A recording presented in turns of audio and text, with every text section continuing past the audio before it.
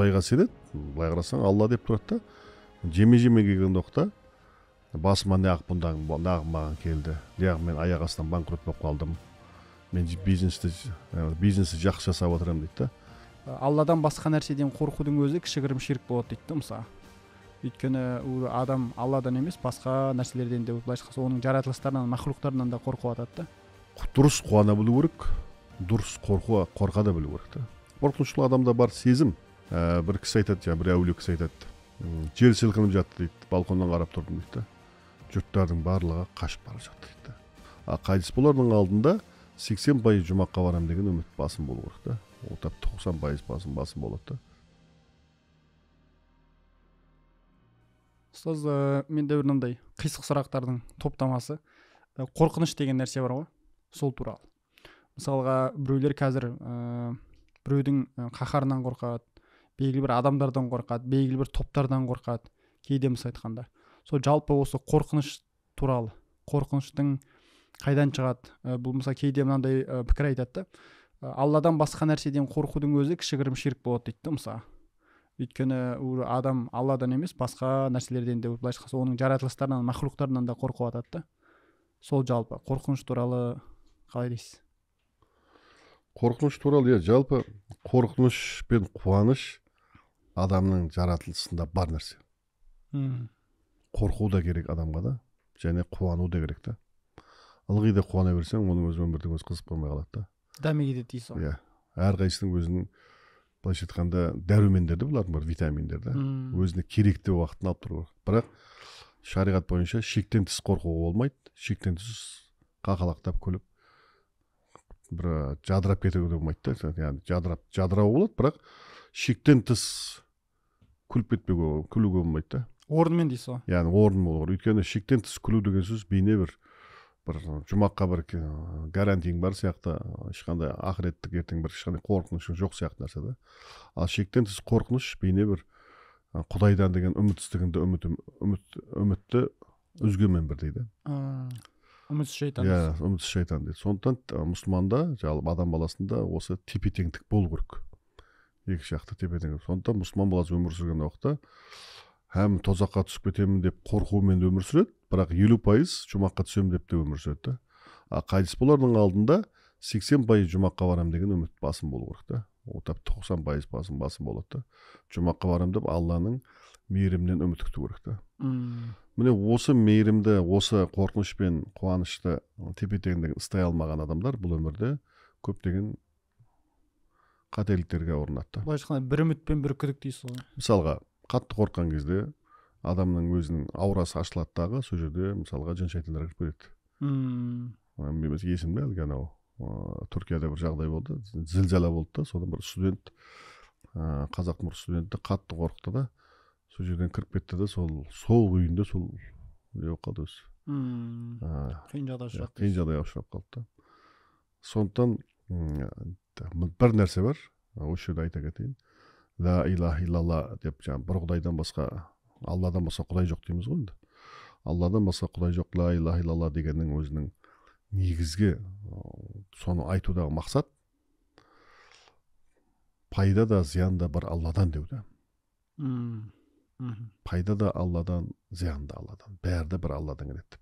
Адам осыны түсініп алса, онда ол өмірде қорқынышы мен қуанышының тепе-теңдігін сақтай алады. Соңғы бенефициар былай айтқанда иесі Алла дейсіз ғой. Зияның да, пайданың да былай айтқанда.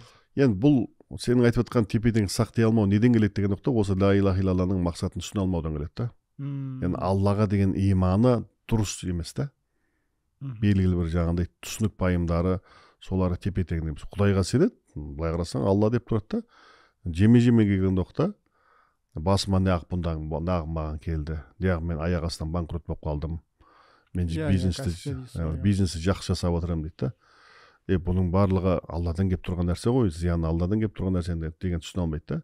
Ең бірінші өзің есебің дұрыс болу керек. Есебің дұрыстан кейін егін еккеннен кейін бәрін еккеннен ертеңнен барып бір жағдай болатын болса, оның бәрі Алладан болып тұрады да.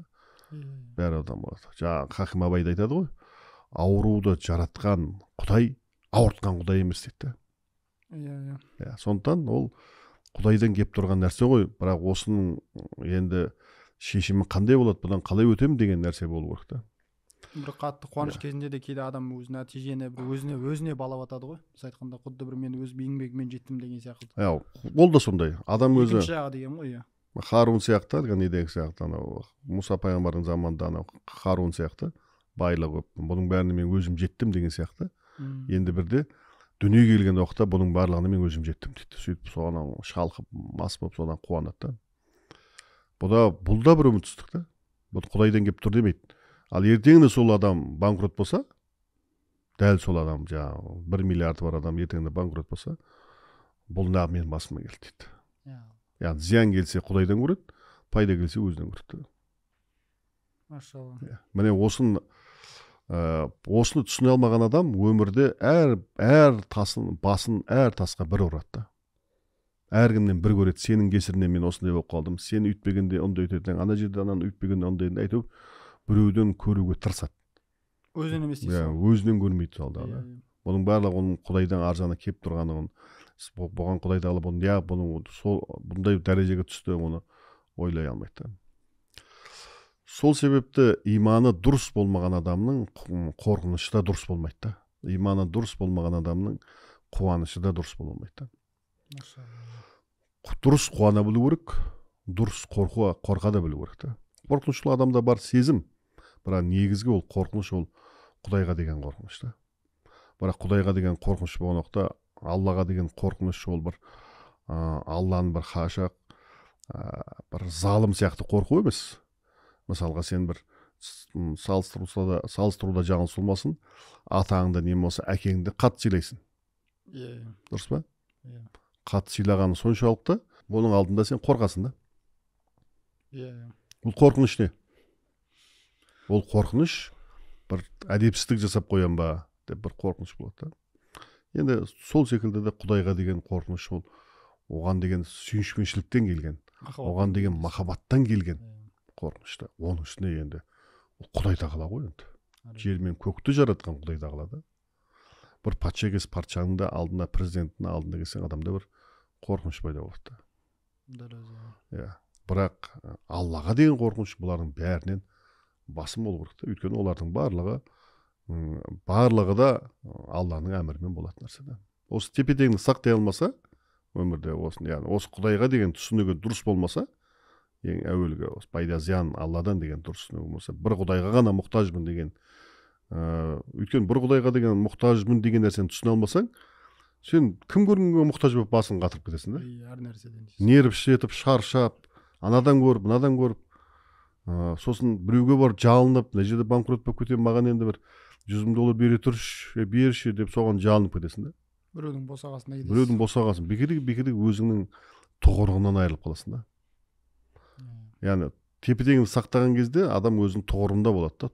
Адам өзінің тұлғалық тұғырынан түскен кезде осы қуаныш мен қорқыныш тепе-теңдікті сақтай алмайды. Болмайтын нәрседен қорқады, жындардан қорқады, шайтаннан қорқады, адамдан қорқады, мафиядан қорқады, анадан қорқады.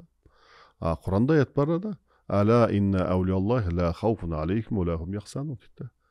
Осы аятта ғұламалар екі бөледі.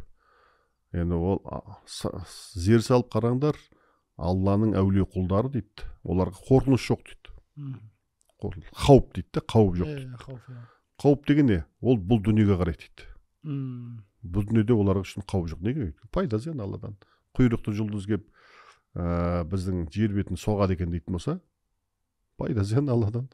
Бәрі де Алланың әмірімен болады деп солай түсінеді. Қорқып ойбай енесейміз деп бір жаққа тығылам, қайда тығыласың? Жерді соғып жатса қайда тығыласың? Тіпті жер сілкініп, бір кісі айтады, бір әулие кісі айтады, жер сілкініп жатты дейді, балконнан қарап тұрдым дейді. Жұрттардың барлығы қашып бара жатты дейді. Сонда бұлар қайда қашып бара жатыр дейді. Кімнен қашып бара жатыр дейді. Мейлі далаға шықтың, жарайды. Бұл балконға ғана шыққанда, көру үшін балконға шыққанда. Тәуекел мықты болып тұр да. Тәуекел мықты. Тәуекел мықты дегенде, Аллаға тәуекел мықты дегенде, мысалға сен жай мысал айтайын, бір елде жүріп, сол елдің патшасымен, президентімен мықты болсаң ше, қалай жүресің дейсің? Жұрт саған келіп тиіссе, анау тиіссе, мынау тиіссе де, бизнесіңе тиіссе мысалға да, сенің тәуекелің қандай болады? өзіңде дұрыс адам болсаң да, әрине дұрыс болу шартың бар да. Сол сияқты Құдайға тәуекелі барлар, ол шынайы әулиелер да. Сонда олар қайда қашып бара жатыр дейді да. Қорқып қайда қашып барады дейді. Шырылдап, айғайлап, безіп, мәшесіне барып, қайда барады дейді да олар. О жақ не? О жақтан жер сілкінбей ме сонда? Жер жарылмай ма не? О жаққа барсаң жер жарылмай ма сонда? қайда барсаң да қорықтың көріп. Қайда барсаң қорықтың ғой. Бұл жерде Құдай тағала неге бұны берді деп Құдайдың өзінен сұрап, Құдайдың өзіне жалынып дейді. Құдай тағала тоқтатса мынаны. Тоқтатса, өзгертсе. Алла тағала айтады, сендер алдымен өздерің өзгертіңдер. Анау балаларыңды жөндеп тәрбиелеңдер. Сонда мен өзгертемін дейді. Іштей өздерін өзгертпей, бір қоғам іштей өздерін өзгертпей, мен өзгертпеймін дейді Алла тағала. Ол зілзала болып тұра береді ол дейді. Міне, уалахум яхсанун, жаңа аяттың жалғасында олар қайғырмайды дейді. Бұл ақыретке қарайды дейді. Енді бұл дүниеде Құдайдан ғана қорыққан адам ақыреттен несін қайғырады ол? Былайша айтқанда, Алла бар, не қам бар деген сөз ғой. Қам, хам дегенде де. Алла бар, не қам бар деген ғой.